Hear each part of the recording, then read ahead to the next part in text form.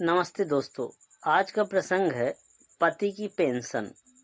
माँ तुम भी ना, यह क्या, पिताजी की जरा सी 12,000 रुपए की पेंशन के लिए इतना माथा पर्ची कर रही हो।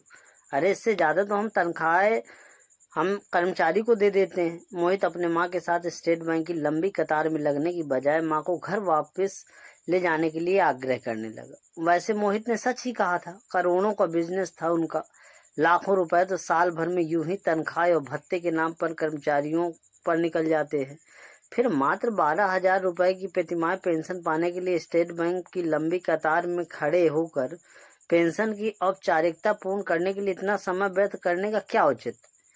मोहित के पिता विशंबर नाथ जी का निधन पिछले माह की बीमारी की वजह से हुआ था। वह लगभग 12 वर्ष पूर्व एक सरकारी स्कूल में प्राध्यापक पद से रिटायर हुए थे।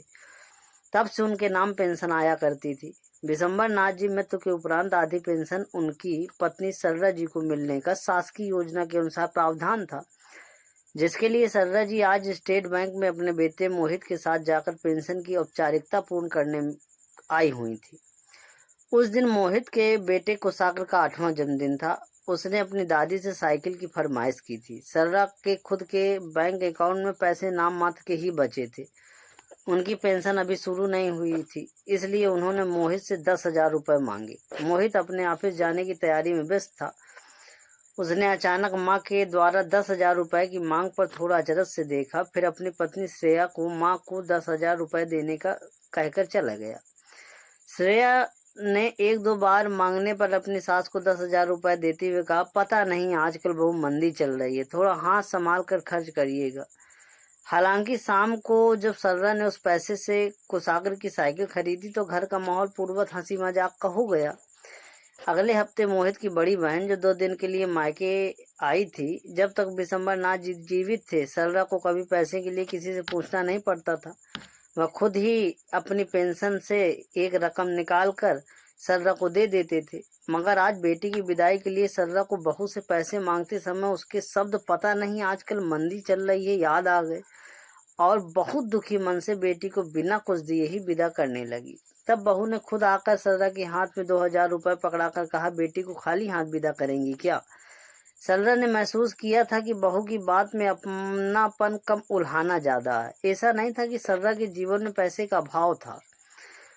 उनके इलाज के लिए, दवा के लिए, मोबाइल रिचार्ज करना, छोटी मोटी जरूरतों के लिए मोहित बिना कुछ कहे पैसे लाकर दे देता था। परंतु इसके अलावा सरला को जो भी खर्च करना होता था, जैसे किसी मंदिर में दान करना, नौकरों को उनकी जरूरत या त्योहार पर पैसा देना या अपने रिश्तेदारों के आने पर उपहार देना, जैसे छोटी मोटी जरूरतों के लिए उसे मोहित या बहू से पैसा मांगना स्वाभिमान को चोट करता था।